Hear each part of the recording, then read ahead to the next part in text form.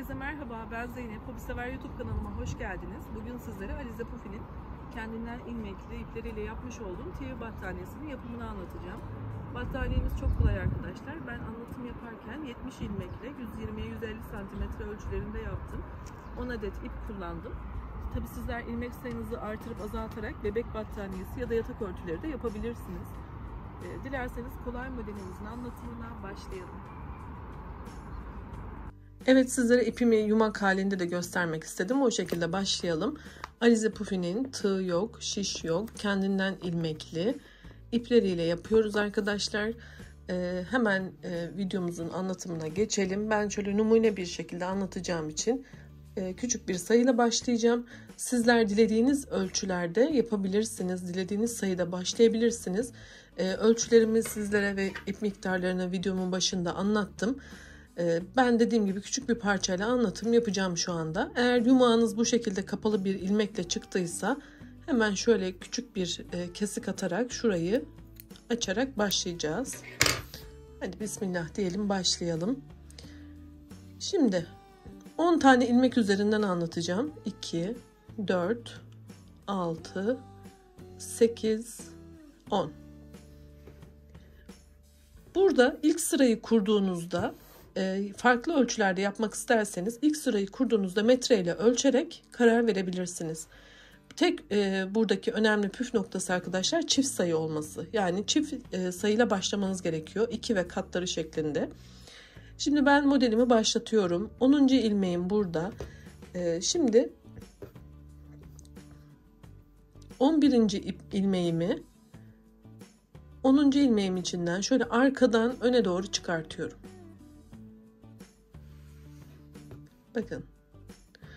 Daha sonra sırada gelen 2 tane ilmeğimi, şimdi ben sağ yöne doğru yapacağım için sağa çaprazlıyorum. Yani bu ilmekleri, bakın, bunu bu yönde çaprazlıyorum. İpimden gelen ilmeğimi önce alttakinden, daha sonra diğerini diğer ilmekten geçirdim. 3 tane ilmeğimizi çalıştık. Dediğim gibi sağ yönde ilerlediğim için yine aynı şekilde çaprazlama yaptım. Önce alttakinden, sonra diğerinden geçirdim. Arkadan öne doğru ilmekleri çıkartıyorum. Bakın şöyle çaprazlıyorum.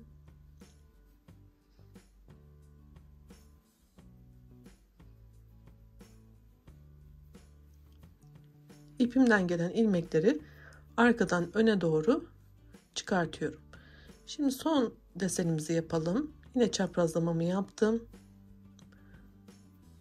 Arkadan öne doğru çıkarttım. Şimdi burada bir tane tek ilmeğim kaldı. Bunu da yine arkadan öne doğru tek şekilde çıkartıyorum. Başlangıç ve sonda tek olarak çalışıyoruz arkadaşlar. Başlangıçta da yaptık, sonda da yaptık. Buraya dikkat edin.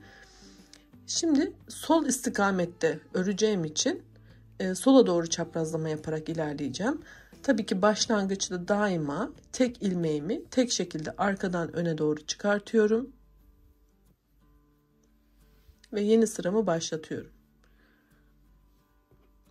Şimdi sırada gelen 2 tane ilmeğimi bu yönde, yani şu üstte kalacak, sola doğru çaprazlıyorum. Şimdi altta kalan ilmeğim bu. İpimden gelen ilmeğimden çıkarttım. Ve diğerinden de çıkarttım.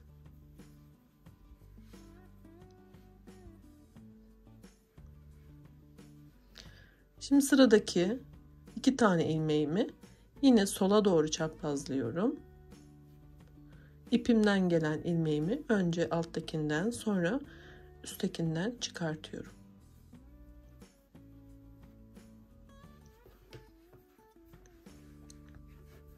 Şöyle bakın.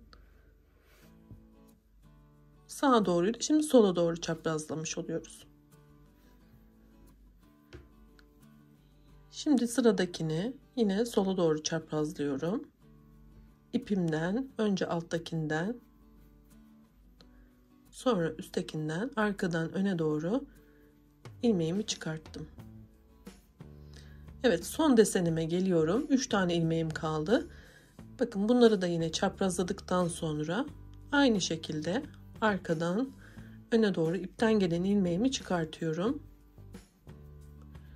Ve sol kenarda yine bir tane tek ilmeğim kaldı. Bunu da yine tek olarak çalışıyorum. Arkadan öne doğru çıkarttım. Ve sıramı tamamladım. Şöyle de elimizde düzeltelim. Desenimizi yaptıkça daha net anlaşılacak arkadaşlar. Şimdi yeni sırama başlıyorum. Burada da sağ istikamette ilerleyeceğim. Başlangıçta daima tek ilmeğimizi yapıyoruz. Daha sonra desenimizi yapıyoruz. Şimdi bu istikamette. Biraz önce böyleydi. Şimdi bu şekilde.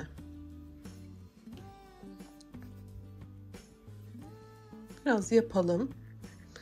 Desenimiz daha iyi gözükecek.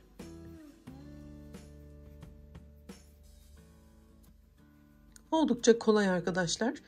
Daha önce de sizlere baştan sona çok fazla anlatım yaptım bu iplerle. Onları da yine oynatma listelerimi, kanalımın ana sayfasındaki oynatma listelerimden bakabilirsiniz. Kadife battaniye modelleri diye gruplandırdım. Oradan izleyebilirsiniz. Bakın sağ kenara kadar geldim. Yine tek bir ilmeğim var. Muhakkak bunu yapıyorum. Sıramı tamamlıyorum. Şöyle düzeltip tekrar göstereceğim. Bakın desenimiz ortaya çıkmaya başladı bile. Yeni sırama başlarken tek olan kenar ilmeğini muhakkak yapıyorum. Şimdi sola yapacağım için sola doğru çaprazlayacağız.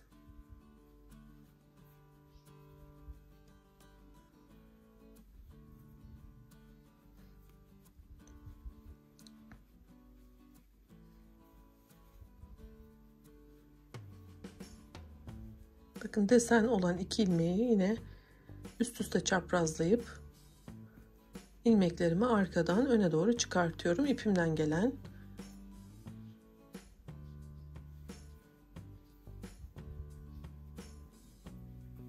Eğer sizler de yeni başlıyorsanız benim gibi 10 ilmekle başlayıp battaniyenizin mantığını anladıktan sonra büyük ölçüde başlarsanız çok daha sağlıklı olacaktır. Özellikle yeni başlayanlar için böyle bir çalışma daha kolay anlaşılır olacaktır. Daha sonra bakın tek ilmeğim kaldı başlangıçta. Onu da çıkarttım. Sonra söküp tekrar büyük sayıyla başlayabilirsiniz arkadaşlar. İpinizde herhangi bir bozulma olmayacaktır. Çünkü sökülüp tekrar yapılabilir. Bakın desenimiz ortaya çıktı. Zikzaklarımız oluşmaya başladı. Şimdi başlangıcı yine gösterip biraz daha büyüteyim. Sizlere bitirişi de göstermek istiyorum. Bakın yine tek olan ilmeğimi muhakkak yapıyorum başlangıçta ve sonda. Şimdi bu yönde çaprazlıyorum.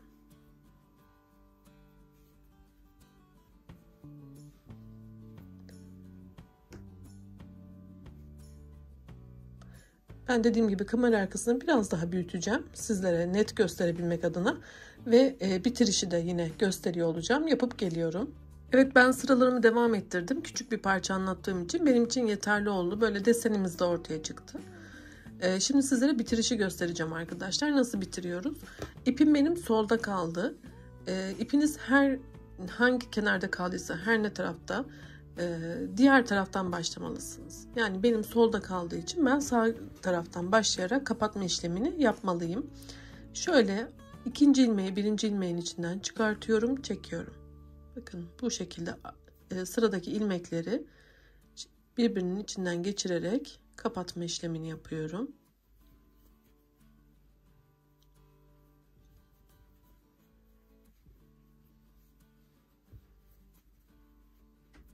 Battaniyenizi ya da örgünüzü bitirdiğinizde bu şekilde sona kadar tüm ilmekleri kapatmalısınız. Bakın bitişimizi yapıyoruz. Sona geldiğimde yine ilmeğimi kapatıyorum. Daha sonra şuradaki ipi keserek şuradan bir düğüm yapıyorum içinden geçirerek ve o arta kalan kısmı şuradaki gibi iğne yardımıyla arkaya gizleyip dikiyorum arkadaşlar. Buradaki ipi de arkaya geçirip dikeceğiz. Asla o ipleri kesmiyoruz. Dediğim gibi şuradan bir tane kesip şöyle düğüm atıp arkadan şöyle iğne iplik yardımıyla dikeceksiniz.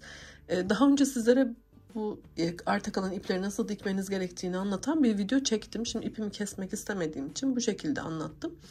Şu videomun sonuna kartlar çıkacak arkadaşlar. O kartlara tıklayarak hem diğer modellerimi görebilirsiniz hem de nasıl ipleri gizlediğimi görebilirsiniz. Birinci ipiniz bittikten sonra ikinci ipinizi nasıl bağlıyorsunuz? Çok sayıda iple çalışacağınız için onları da gösterdim. Lütfen oynatma listeme göz atın. Farklı renklerle yapıyorsanız bu battaniyeyi farklı ipleri nasıl bağlamanız gerektiğini de anlattım. Dediğim gibi arta kalan ipleri nasıl kesmeniz gerektiğini de anlattım. Onlara da bakın. Bu şekilde bir çalışma. Umarım beğenmişsinizdir. Beni izlediğiniz için çok teşekkür ediyorum. Yeni videolarda görüşmek ümidiyle. Sağlıkla kalın. Hoşça kalın.